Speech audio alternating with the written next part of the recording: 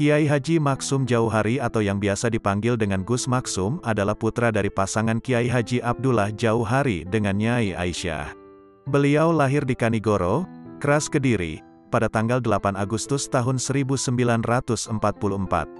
Selain itu, Gus Maksum juga merupakan salah seorang cucu pendiri Pondok Pesantren Lirboyo Kiai Haji Manaf Abdul Karim.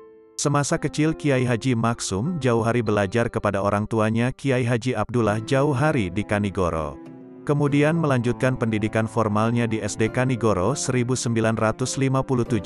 Setelah lulus, beliau melanjutkan ke Madrasah Sanawiyah Lirboyo, namun tidak sampai tamat. Selebihnya banyak diisi dengan pengajian-pengajian di pesantren Lirboyo dan melanglang buana ke beberapa daerah di Pulau Jawa untuk berguru ilmu silat.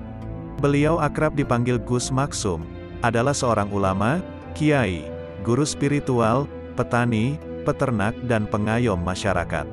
Gus Maksum adalah seorang pendekar sejati yang sangat teguh pendirian, tegas dalam bersikap dan paling tidak suka pada segala bentuk kemungkaran, lugas dalam berbicara, lembut, sederhana dan bersahaja dalam penampilan kesehariannya. Tokoh kelahiran Kanigoro, Kras Kediri tanggal 8 Agustus tahun 1944 adalah pribadi yang unik. Seunik penampilannya yang selalu berambut gondrong, bersarung, kadangkala bersandal bakiak, berpakaian seadanya, tidak makan nasi, ngerowot dan beragam keunikan lainnya. Beliau wafat pada hari Senin tanggal 22 Desember tahun 2003. Meninggalkan suri tauladan bagi santri dan masyarakat serta mewarisi keilmuan silat yang sempurna Ikatan Pencak Silat NU Pagar Nusa. Ayah Gus Maksum adalah Kiai Haji Abdullah Jauhari bin Kiai Haji Fadil Batokan daerah yang masuk Kecamatan Semen Kediri. Ibu beliau adalah Nyai Haja Aisyah putri dari Kiai Haji Abdul Karim pendiri Pondok Pesantren Lirboyo Kediri. Sejak si jabang bayi masih dalam kandungan, Kiai Jauhari dan Nyai Aisyah biasa membacakan Al-Quran, Asmaul Husna, wirid, solawat dengan harapan agar kelak bayi yang dilahirkan menjadi seorang anak yang berguna bagi agama, nusa dan bangsa. Bayi itu kemudian dinamakan Muhammad Abdullah Maksum. Waktu terus berjalan bayi itu pun beranjak besar tumbuh sebagai anak yang sehat dan bungsu dari ketiga kakak perempuan. Wajar jika ia sangat diistimewakan dalam pandangan orang tuanya. Namun walaupun diistimewakan, Gus Maksum kecil bukanlah anak yang manja. Justru ia sangat rajin membantu orang tuanya dan sangat patuh terhadap mereka, tak pernah membantah apa yang diperintahkan kedua orang tuanya. Kepatuhan ini bahkan tetap dibawanya sampai akhir hayat. Gus Maksum kecil sangat cerdas. Sejak dini ia sudah dikenalkan dengan ilmu agama. Ia bersama ketiga kakak perempuannya dididik langsung oleh Kiai Jauhari dengan pengawasan sangat ketat. Setiap jam 1 dini hari, mereka dibangunkan mengambil air wudhu dan salat malam, kemudian dilanjutkan mengkaji pelajaran. Hal ini berlangsung hingga Gus Maksum kecil pindah ke pesantren kakeknya Lirboyo. Pendidikan formalnya dimulai di sekolah dasar di Kanigoro dan kemudian melanjutkan ke jenjang sekolah lanjutan tingkat pertama di Pondok Pesantren Lirboyo. Dalam membaca Al-Quran, beliau dibimbing langsung oleh kakeknya Kiai Haji Abdul Karim dan Nyai Hajah Hadijah Karim. Hingga tak heran ia dikenal sangat fasih dalam melafalkan ayat-ayat suci Al-Quran.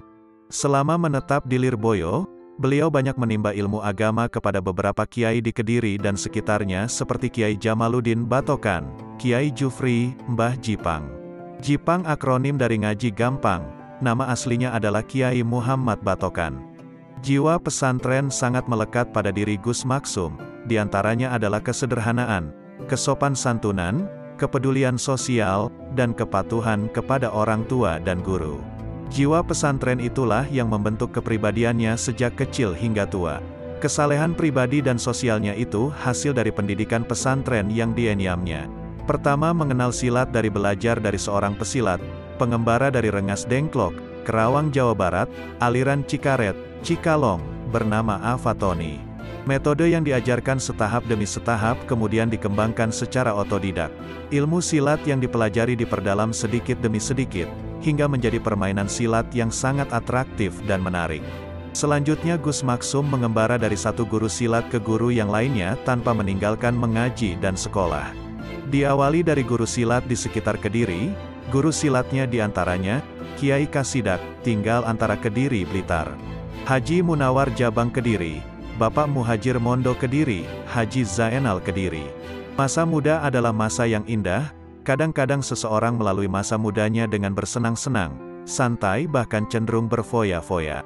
Tapi hal itu tidak berlaku bagi Gus Maksum, masa muda beliau banyak dihabiskan untuk mempelajari segala yang diperlukan sebagai bekal di hari tua, mengaji, sekolah, riadah, belajar silat dan olah kanuragan adalah rutinitas masa mudanya.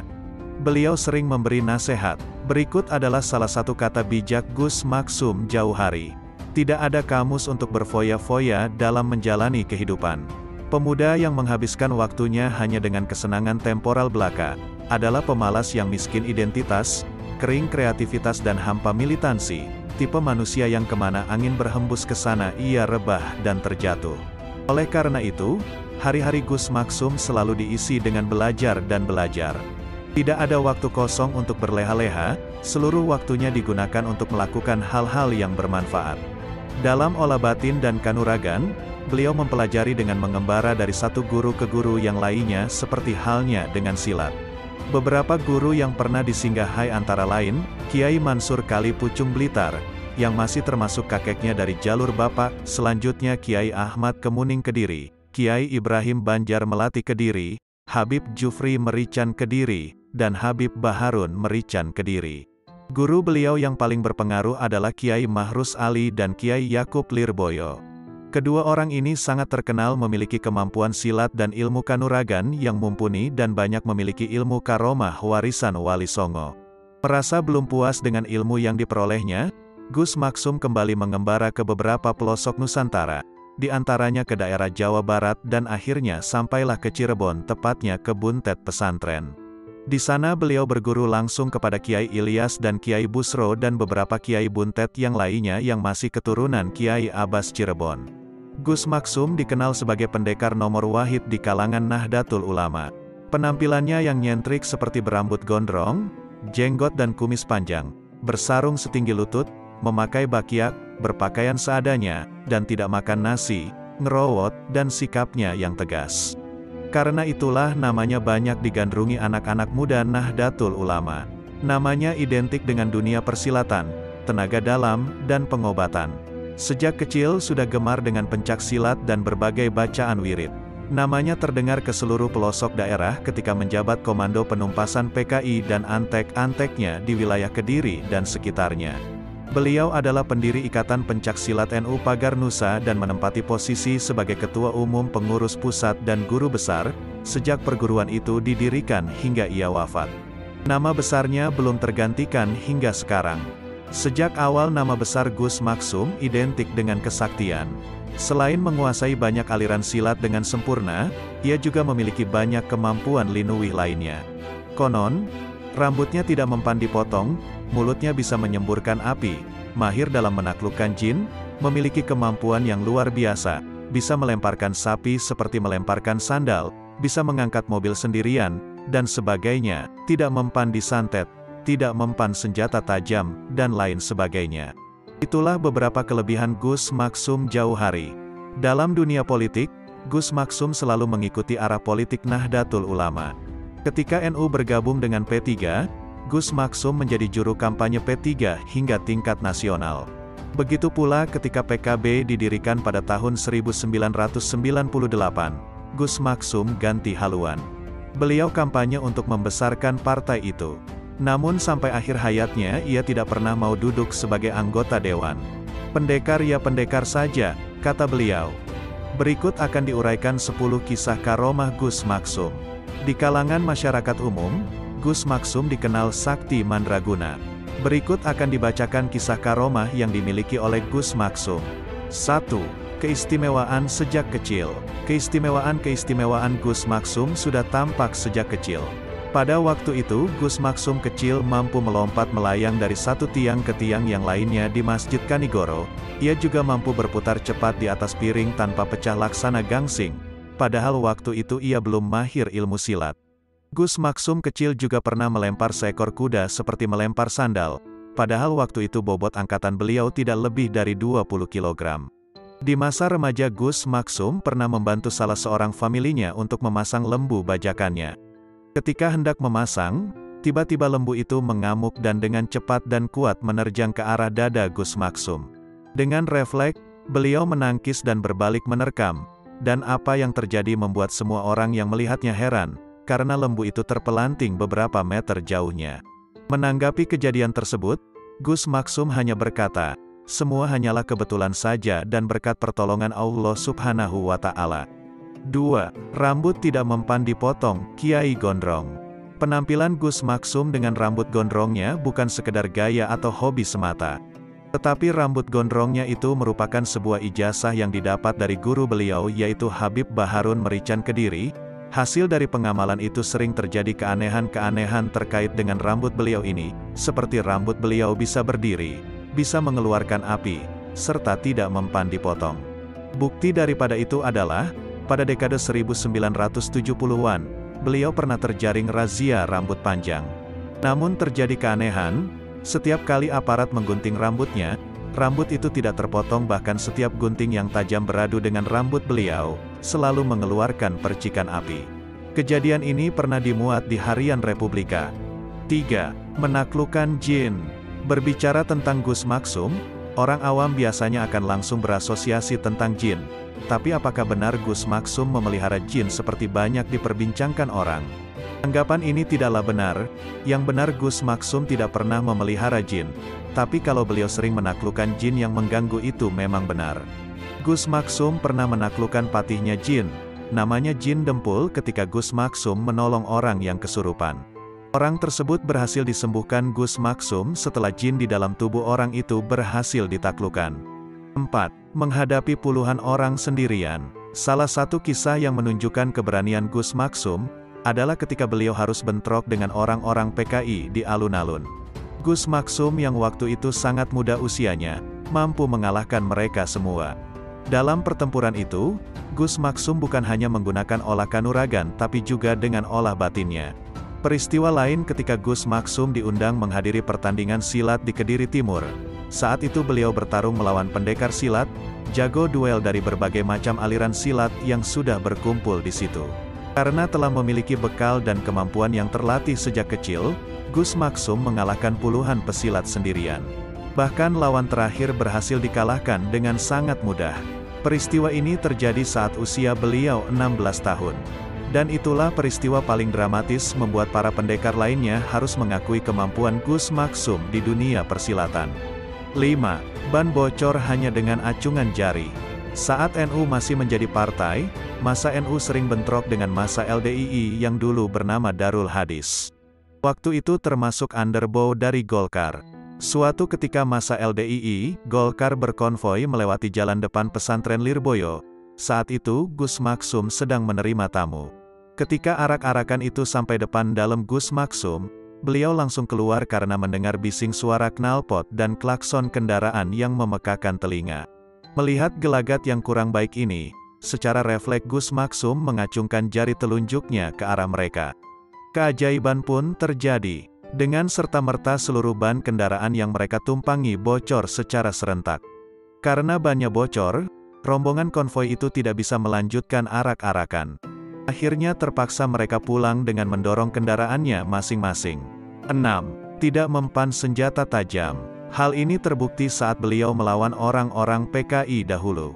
Setiap bacokan dan tebasan senjata tidak pernah bisa mengenai tubuh beliau. Bahkan senjata lawan selalu berhenti jarak 1 kilan dari tubuhnya. Kalaupun ada yang sampai mengenai tubuh beliau, senjata-senjata tak ada satupun yang melukai beliau. Keistimewaan ini juga terbukti ketika beliau diundang pengajian di daerah Sragen, Jawa Tengah pada tahun 1999. Waktu itu tanpa ada sebab yang jelas, tiba-tiba ada orang yang menikamnya. Untungnya Gus Maksum tidak terluka sedikitpun. Hanya pakaian yang dipakai robek kena tikaman. lalu pakaian itu pun beliau simpan karena pemberian dari salah seorang sahabatnya. 7. Tidak mempan di santet. Kalau bicara santet, banyak sekali pengalaman yang beliau dapatkan. Hampir semua aliran ilmu santet dikenalnya, dan sudah tidak terhitung banyaknya dukun santet yang pernah dihadapi. Sejak kecil, Gus Maksum sudah terbiasa menghadapi berbagai macam-macam aliran ilmu santet. Beliau juga tidak segan-segan untuk menantang para dukun santet secara terang-terangan. Hal itu dilakukan karena santet menurut Gus Maksum termasuk kemungkaran yang harus dilawan. Kekebalan Gus Maksum terhadap santet juga sudah pembawaan sejak lahir, karena beliau juga masih keturunan Kiai Hasan Besari Ponorogo. Menurut Gus Maksum sebagai muslim tidak perlu khawatir terhadap santet, karena santet hanya bisa dilakukan oleh orang-orang kufur atau murtad. Yang penting seorang muslim haruslah selalu ingat kepada Allah dan bertawakal kepadanya. Di antara pengalaman Gus Maksum mengenai santet, di antaranya dialaminya ketika menginap di Desa Wilayu, Genteng, Banyuwangi. Sekitar jam 1:30 malam, saat beliau hendak istirahat, tiba-tiba dari arah kegelapan muncul bola api sebesar telur terbang menuju ke arah pahanya. Dengan santai Gus Maksum membiarkan bola api itu mendekatinya. Ketika bola api itu sampai ke paha, beliau berkata, "Banyol tah, mau bercanda ya?" Seketika itu juga bola api itu melesat pergi di tengah kegelapan malam. Satu lagi kejadian yang pernah dialaminya, ketika bermalam di Desa Kraton, Ranggeh saat Gus Maksum beristirahat. Beliau didatangi kera jadi-jadian yang berusaha mencekiknya. Usaha itu dibiarkannya saja. Setelah beberapa lama baru ditanya oleh Gus Maksum, "Mau main-main ya?" Langsung saja kera itu lari menghindar dari Gus Maksum. 8. Surat Sakti. Gus Maksum pernah kedatangan tamu dari Semarang yang mengeluhkan kelakuan putranya yang suka mabuk-mabukan dan sering pergi ke lokalisasi, bahkan putranya sering mengancam akan membunuh orang tuanya. Karena sudah tak tahan melihat kelakuan putranya itu, ia pergi ke rumah Gus Maksum di Kediri, dengan harapan mendapat obat untuk mengobati perilaku anaknya. Tapi yang diharapkan tidak dipenuhi Gus Maksum. Beliau hanya membuatkan sepucuk surat untuk dibawa pulang agar dibacakan kepada anaknya. Walaupun orang tua itu bingung karena obat yang diharapkannya tidak diberi, ia tetap melakukan apa yang diperintahkan Gus Maksum dengan menyampaikan surat itu kepada anaknya. Begitu surat itu dibacakan kepada anaknya, dalam waktu singkat kelakuan anaknya yang sebelumnya tidak bisa dikendalikan, perlahan berubah. Singkatnya kelakuan anak itu tidak lagi nakal seperti dulu. 9. Penumpasan PKI. Sebagai Jenderal Utama, Pagar NU dan Pagar Bangsa, Gus Maksum selalu sejalur dengan garis politik Nahdlatul Ulama, namun dia tak pernah terlibat politik praktis, tak kenal dualisme atau dwifungsi. Saat kondisi politik memaksa warga NU berkonfrontasi dengan PKI, Gus Maksum jauh hari menjadi komandan penumpasan PKI beserta antek-anteknya di wilayah Jawa Timur, terutama Karesidenan Kediri. Ketika NU bergabung ke dalam P3 maupun ketika PBNU mendeklarasikan PKB, Gus Maksum selalu menjadi juru kampanye nasional yang menggetarkan podium. Namun dirinya tidak pernah mau menduduki jabatan legislatif ataupun eksekutif. 10.